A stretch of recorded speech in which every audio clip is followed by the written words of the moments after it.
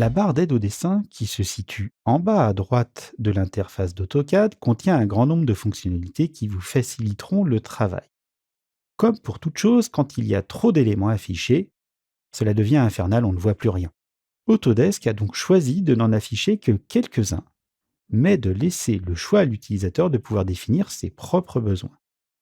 Pour pouvoir choisir vos propres outils d'aide au dessin, vous cliquez sur le bouton Personnalisation. Et nous allons maintenant voir quels sont les outils absolument indispensables et ne garder affichés que ceux-là.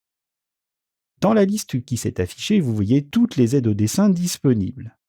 Les aides au dessin cochées sont celles qui apparaissent dans la barre d'aide.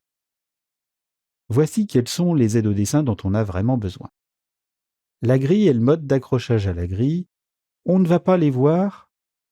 Non, on ne doit normalement pas les utiliser, mais très souvent, l'un ou l'autre, voire ces deux fonctionnalités, seront activées quand vous recevrez un dessin. Donc il vous faudra les désactiver.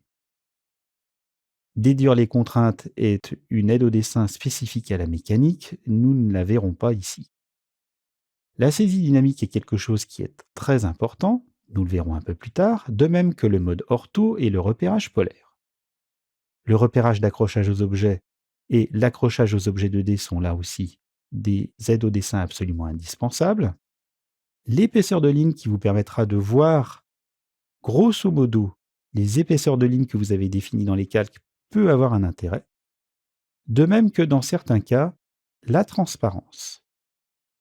Le cycle de sélection qui vous permet de choisir un objet parmi d'autres lorsqu'ils sont empilés va avoir un gros intérêt dans certains cas et être pénible dans d'autres, donc il est important de pouvoir le désactiver quand on n'en a plus besoin.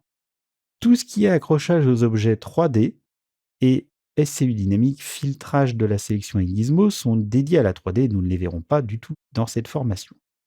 Vous pouvez aussi, si nécessaire, désactiver visibilité de la notation, échelle automatique et échelle d'annotation que nous ne verrons pas, ainsi que moniteur d'annotation, mais gardez coché passage d'un espace de travail à un autre. Une fois que vous avez choisi les espaces que vous voyez à l'écran, pour faire disparaître cette liste, il vous suffit de cliquer n'importe où en dehors. Et vous voyez apparaître ici les différentes aides au dessin que vous avez conservées. Les aides au dessin désactivées sont sur fond gris, les aides au dessin activées sont sur fond bleu.